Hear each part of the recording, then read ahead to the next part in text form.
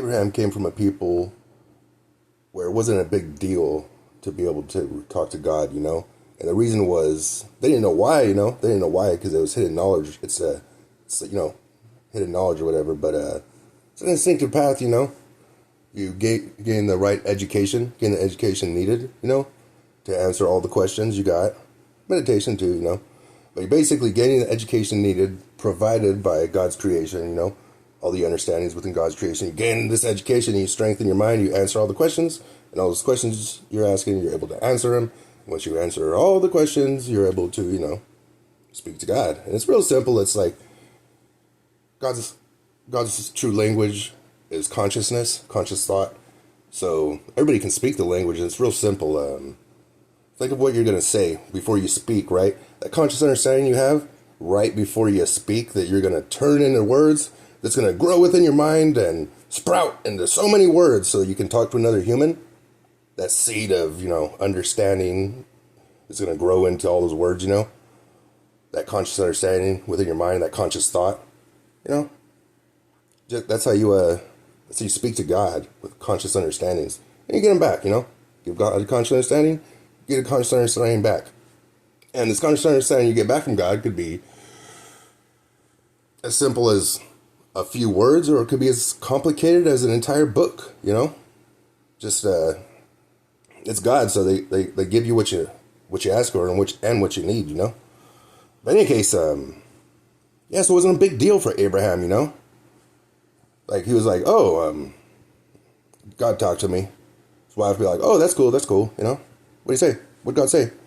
And that's how everybody was, because the prophet was a natural occurrence back then. It's just something that happened, Prophets were everywhere, and they'd be like, oh, give me some advice on my life, prophet. And they'd be like, oh, okay, hang on, let's talk, and then let's see what kind of advice I can give you. You know what I mean? Because they had divine wisdom and stuff. But in any case, Abraham, through his descendants, his descendants stored his verbal knowledge that he shared while he was alive. And the problem with that is when you share verbal knowledge throughout the generations, definitions of words change, and original messages get lost because nothing's written down, so it's altered. You know what I mean? And then it gets to Moses, and Moses, he does the whole instinctive path thing too, and which was harder for him because at the time the tribe was living way different life, living a different lifestyle. So the education was probably harder to come by, easier than it is to come by now, but harder back then. Instinctively, that instinctive education needed to speak God's name and pray or whatever. But what Moses did was he wrote a book. You know what I mean? He spent his life writing that book, and since then the tribe, they've kept this book, and they've followed the knowledge within the book. You know what I mean? Like followed the rules of the knowledge within the book, whether or not they understand it. And that's the problem, because the definitions change and stuff, and like, if the word meant this when Moses wrote it, and now it means something different, and you're taking it as fact, you're doing this instead of this, you're messing up. You know what I mean? You're messing up. But in any case, the thing is, and then with the Bible, the Bible of all the countless prophets, including Jesus, which many argue was just another prophet. Many argue they were God themselves, and many argue that they were one of the God's created, I guess you could say, entities, spirits, whatever you want to call it, angels. One of God's angels, that they created, boop, was sent down, be born from a human mom, and learn love for humans, because you're born, if you're an angel and you don't know humans, of course you're going to do what God says, but you're not going to love them because you don't know them. You know what I mean? You don't know them. So if you're born to a human mom, that's the strongest form of love there is, and then you share it with humanity. So now Jesus, they're an angel that not only follows God's rules, but also loves us. You know what I mean? As family or whatever. As much as they love the other angels in their tribe of angels, they love us humans the same or whatever. It kind of connects us. That's the theory on that.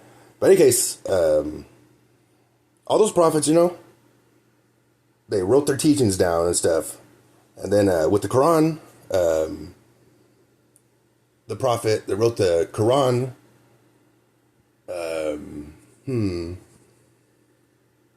filled it with like a lot of logic and stuff, and like a path. Like if you do this, this, and this, you'll be good. You know what I mean? Like do this, this, this, and this. But a lot of stuff was left out of the Quran because you got to realize our God's eternal. So the knowledge of God is also eternal, you know what I mean? It can't be ever contained in a book. And the Quran and the Bible and the Torah, the knowledge within them is unimportant to me. It is highly, I would say it is highly important. The knowledge within those books is highly important because, knowledge is very important on the path to God, making the right decisions and stuff like that. But the thing is,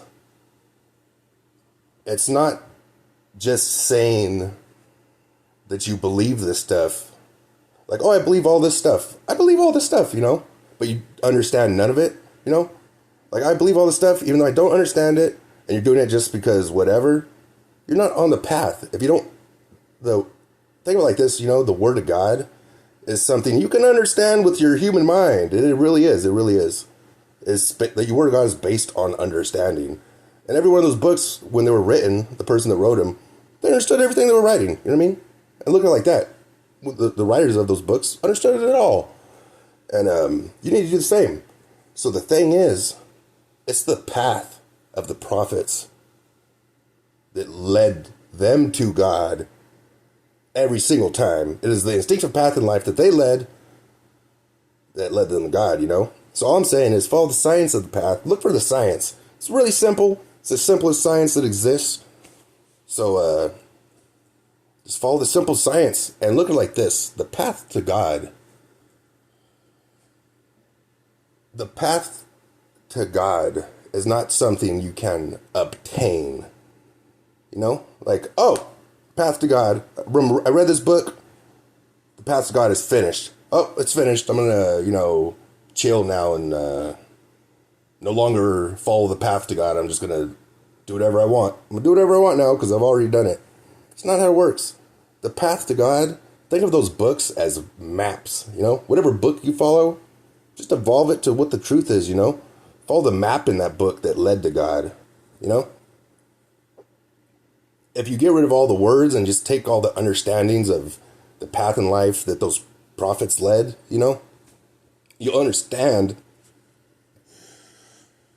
that it took every single prophet their entire life to finish the path to God.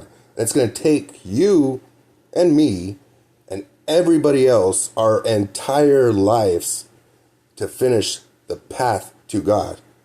Because once you finish, if you think you finished the path to God, like, oh, I've finished the path to God and now I can talk to God and all this stuff. But here's the thing, once you're here, you understand that the fear of God is not the fear of a deluded thought of hell or whatever. The fear of God is the fear of loss, fear of losing what you have obtained. Because look like this, God's eternal, and this is how far I've gotten in life. So I'm good, I can talk to God, it's all good, you know what I mean?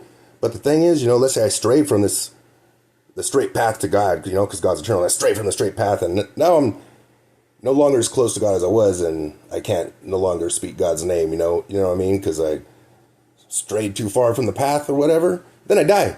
What happens if I die? I'll be there eternally. The growth of my soul will be forged there for eternally. So the fear of God is the fear of loss, the fear of loss. Because God's basically the most ancient family member of all life, That's like something you don't want to lose or whatever.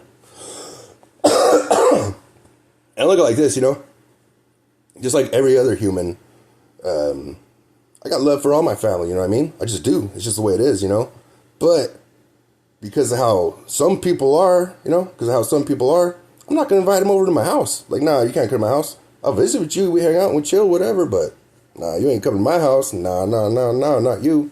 And that's how I look at it, on the path to God, once you get to the top, once you get to the spot, where you're good, where you feel like you're good, once you get there, you want to stay there. Just in case death forges your soul unexpectedly, you know what I mean? You don't want to be off the path when death forges your soul.